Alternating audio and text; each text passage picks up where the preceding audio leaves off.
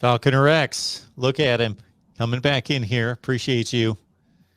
So basically, he's saying with Tyler Van Dyke's skill level being elite, and then you combine that with Ken Dorsey, if he would take over as the quarterback's coach or offensive coordinator, both. Um, just imagine, or what could Dorsey do to enhance TVD? It's a lot. Some people look at it as like a match made in heaven. I think it would work out very well. But there are a couple of people like I'm a Kendal Briles guy. One of the last couple of days, I like Kendal Briles, what he brings to the table and what he's done with different types of quarterbacks, whether it be pocket passers, balanced guys, more run guys. He's been very dynamic and different in his approach and coached under different people. Coach Dorsey is right now in line for the offensive coordinator gig behind Brian Daboll, who has been in conversations with the Texans, the Bears, and the local Miami Dolphins to come down and be their head coach.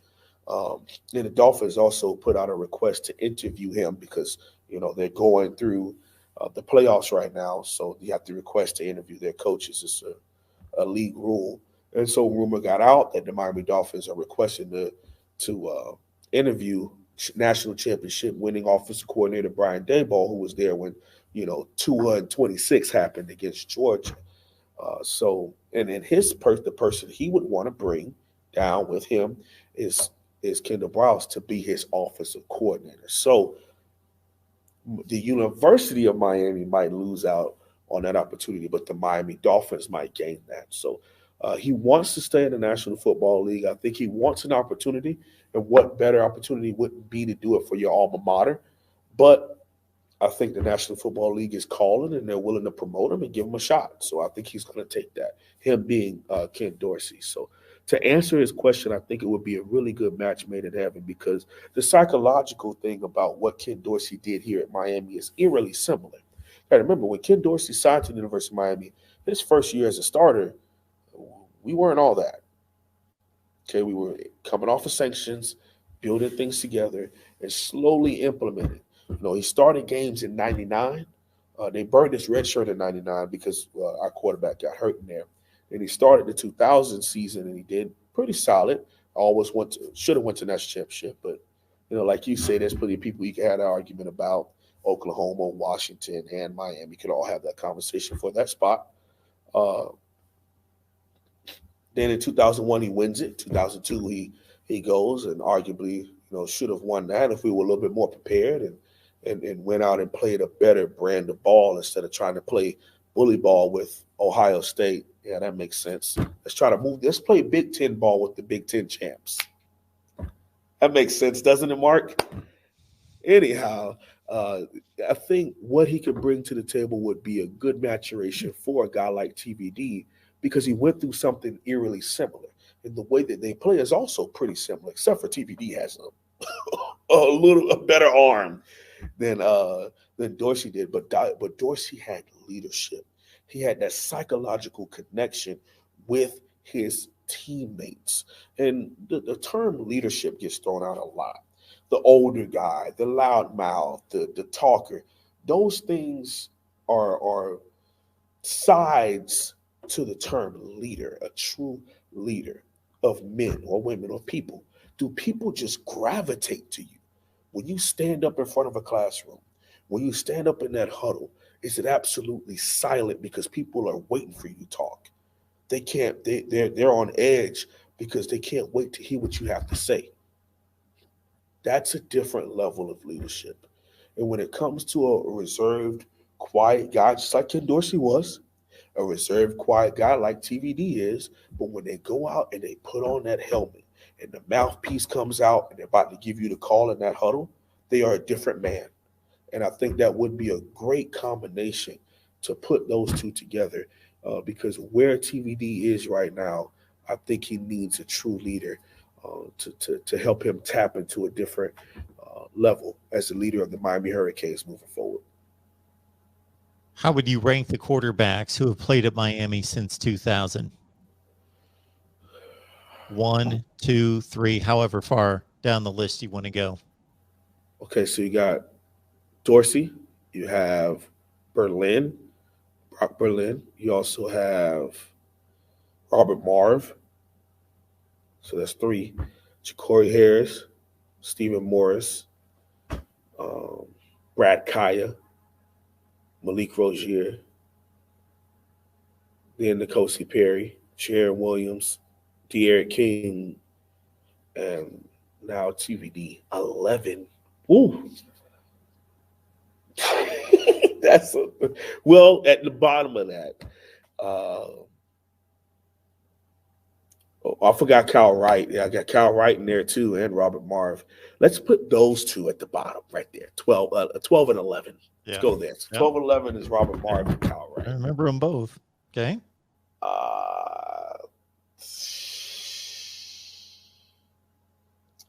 Robert Marv, who was the Purdue transfer, right?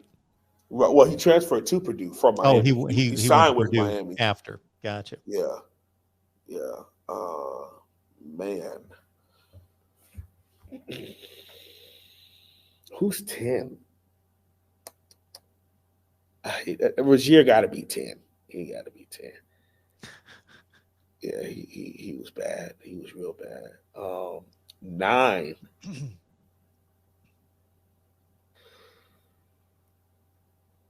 Kosi.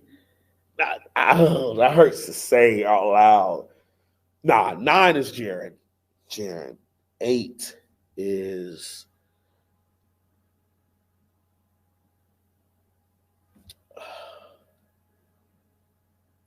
Kyer got to be up there.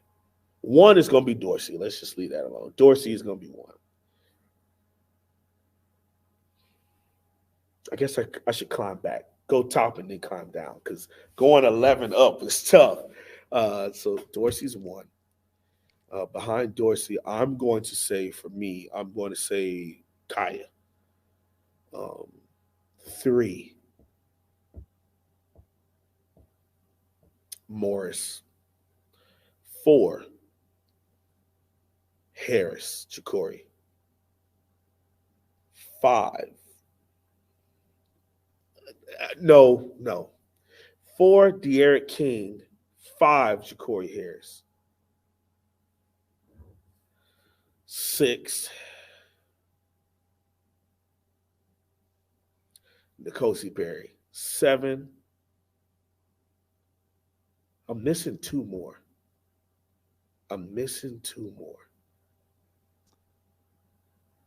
Are you writing these down? No, I didn't write them down. I'm not writing nothing down. This is all off the dome, y'all. I'm missing 2. Brock Berlin. Oh, Berlin got to go way down there. But I put Berlin in front of Jaren. And Jaren was 9. So Berlin is 8. Brock is 8. So I need 7. Who's 7?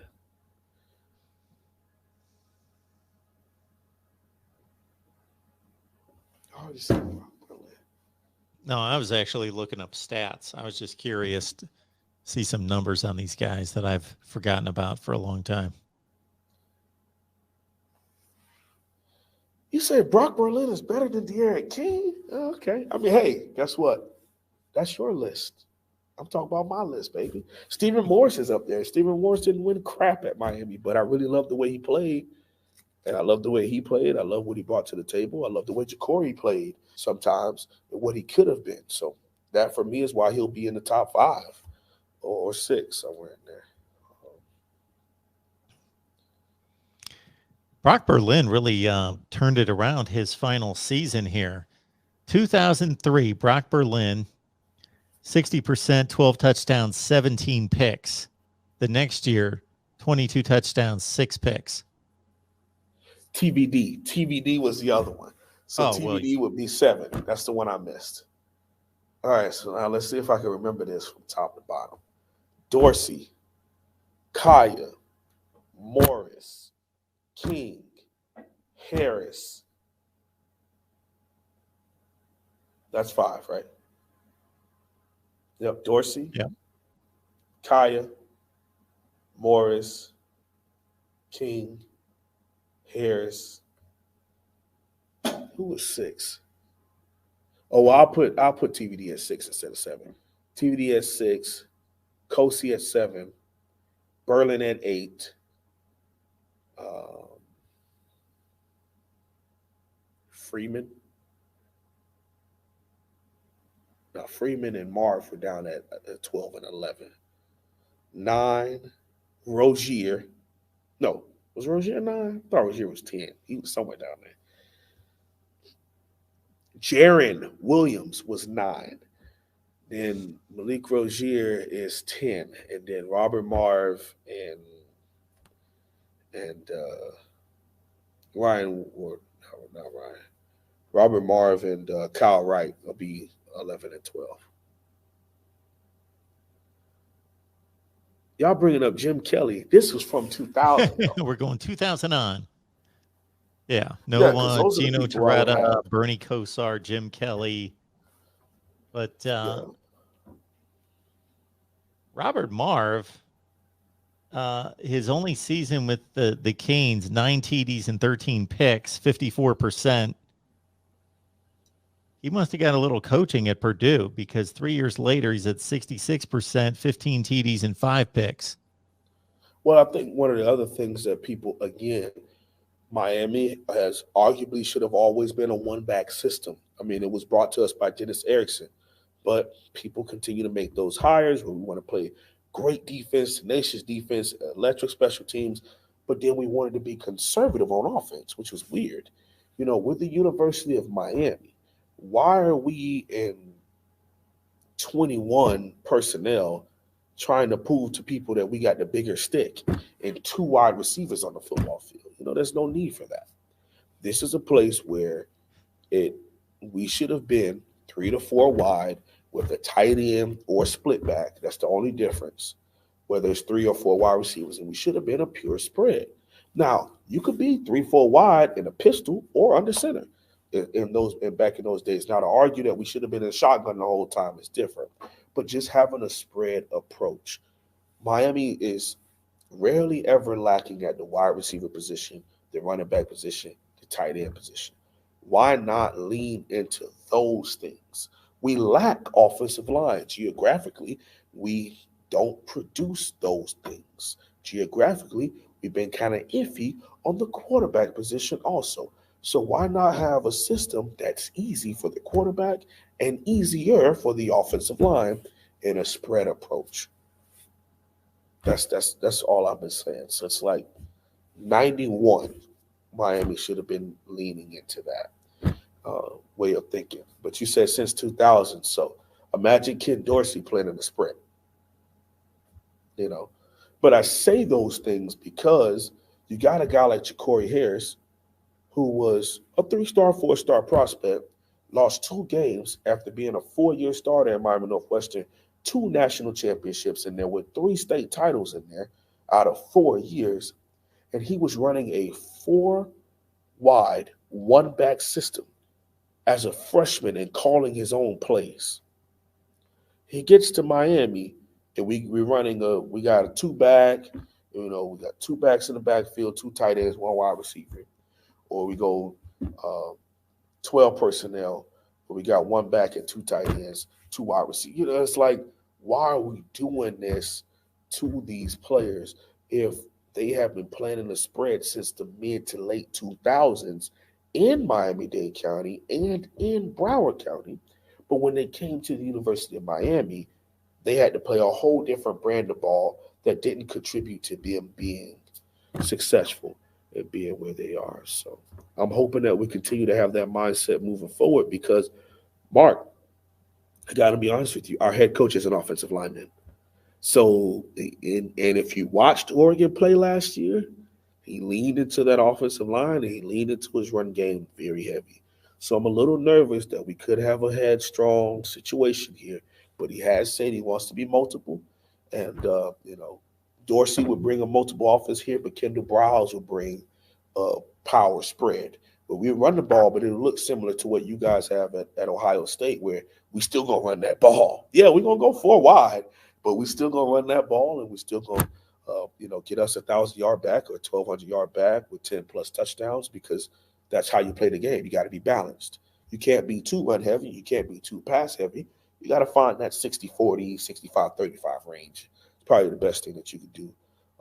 Because 70-30 is still a little too lean in the one side either way. So, but I'm hoping, man. I'm hoping and praying that we don't have those situations here.